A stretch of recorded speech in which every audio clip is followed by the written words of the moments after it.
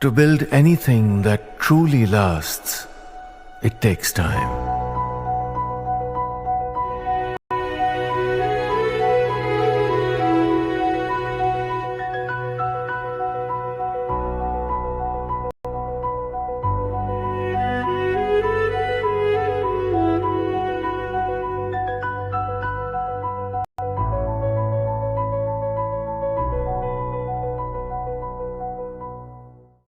Vikas, hi, morning. Good to have you on the show as always. So much noise around tariffs, earnings, this, that. How do you keep your sanity, and what is it that you're focusing on, particularly to try and figure out which direction the market is likely to take from here?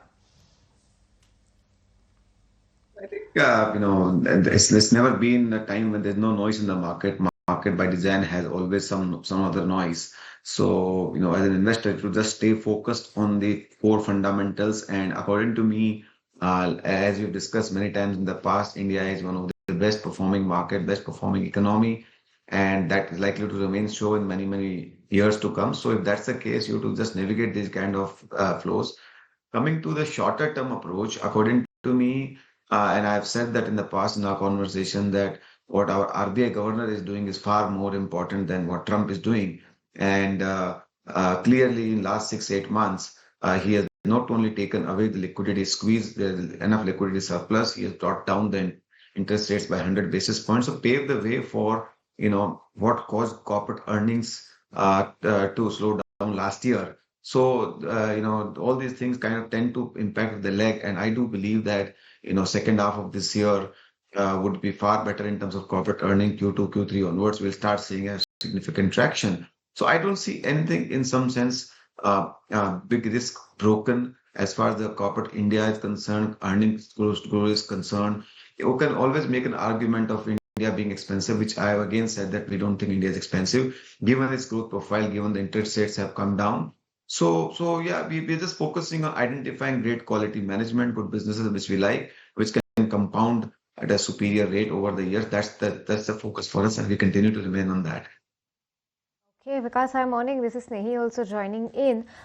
Where do you think our tariff negotiations with the US could head, and what number do you think could the street be happy with? Do you think it could be anywhere between 15 and 20%, given we're at that 26% mark as of now, tentatively? Where do you think our negotiations could go, and any number you think the street could be happy with? I wish I had view and access to that kind of information, but the only thing I know is that as long as our tariffs are equal to or below China or competing nations, we should be okay. It should not be disadvantageous to India compared to other competing nations, which I think is likely to be the case. So if that's the case, I don't think we should worry too much about. I'm sure our government is doing a great job in terms of navigating this whole thing in a mature way. These things do take time, and I do believe that very high likely, I would say, very high probability that outcome will be favorable. Now, it doesn't matter whether it is 15%, 20%, as long as India tariffs are lower than competing, it's fine. And more importantly, I think it's not that US can live without India or India can live without US. Both have to coexist. And both nations, I'm sure, do realize. So apart from political theatrics, the negotiations get down to the realities, and I'm sure they will play out in times to come. And I think that's how I see it. And meanwhile, I don't see any disruptive thing to come out. And if at all it comes out, I'm sure it will be short-term, short-lived. It will be addressed with them. Sure. Vikas, you raised a very important point that more than what's happening around the world is what the central bank has been doing, and that big bazooka of a 50 bips cut that they announced last policy. Tell me, where do you see the impact of that trickling in? And does it only make the entire BFSI segment even dearer? It's not like that. See, two things happen. One, when interest rates come down, your overall discounting rate of what you apply to asset class valuations, sort of it goes down. And as a result of that, valuations go higher. And that applies to across the board, be it banking or any other equity for that. That's asset class re-rating happens whenever interest rates go down. Secondly, I think, you have a positive impact on the corporate earnings and as well, obviously, a competitiveness of the nation as such. It also increases demand in the system. because I think things become affordable. So it is typically positive in a structural sense, and I think that's likely to pay out. Now, some sectors in short term might benefit, some might sort of not benefit, but that's fine. I think BFSI, we've been very, very positive for last 6-8 months, and we have significant overweight, and we have benefited from that, and that's likely to continue for some time.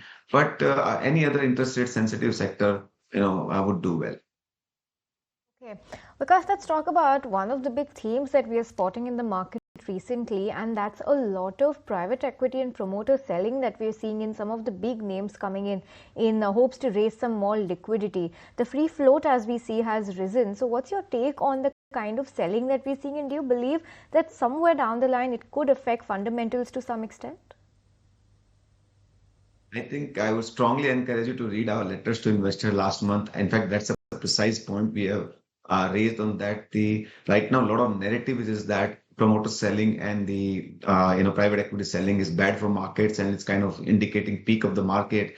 And we have given the data that in last 10 years, 15 years, whenever promoters and insider sellings have happened, how the stocks have done it. So insiders do sell, promoters do sell for many, many reasons. Private equity do sell because they have a limited shelf life of their fund. Between 5 to 7 years, they have to sell. And secondly, promoters do sell for many reasons. One could be diversification, other could be need for family settlement, third could be next generation, fourth, and there are many reasons could be there. As long as one understands the reason and the context, the size of the divestment, and one should look at in the right context, not always out of context. Every insider sell is not negative, and I'm not saying every insider sell is also neutral. So you have to study the context, and I would strongly encourage you to. I mean, I don't mind having a separate conversation on that, a pretty long one. But I do believe that going free float, increasing free float and promoter holding going down is a very big trend which happens in part of any emerging economy. If you see trend in US, Japan, or any developed economy, as they kind of progress, as those markets became bigger, and the free float kept on going up. In the US, I think it's as high as 85-90%. So in India also, in last 20 years, it has kind of gone up, and I do see in next 10-15 years, you will see more and more going up. You will see a situation where promoters and management will get segregated. Promoters will more play a board level role, and management could be separate. So all those things are part and parcel of a very normal, evolution of a scale growth market from emerging market, developed market. And I see all these things in that context. Having said that, you got to study your individual case and you have to have intelligence about why promoters are selling, what is the intent behind it. As long as you know that, it's fine. Okay, so that's the take on that. But because while we're talking about the outlook, we've just started the earnings season, and IT, so far we've seen a disappointing set. Other than that, what's your outlook for the entire Q1 earnings season? And do you believe that we could be incrementally better than the previous quarter, that's Q4 FY25? Yes, I think Q1 would be better than Q4, I think. But again, Q1 is slightly seasonally weak quarter than Q4, so you can't look at Q on Q. But there are some sectors which will do well. Might be some sector which might not do well, because this was also a quarter of very uncertain news flow on tariff, commodities, freight movements, and all those things. So you might see some sectors getting negatively impacted because of those uncertain times, because customers do tend to postpone shipping, postpone orders, buying. So all those things tend to take place. So you might see some company-specific, sector-specific, impact might happen. But I'm sure they are not structural in nature. They will settle. They would be set, and they would have settled down. They would settle down Q2 onwards. But I do feel that Q2 would be the real, direction setting for the year. I do start seeing earning upgrades across the board. Across the board from Q2 onwards.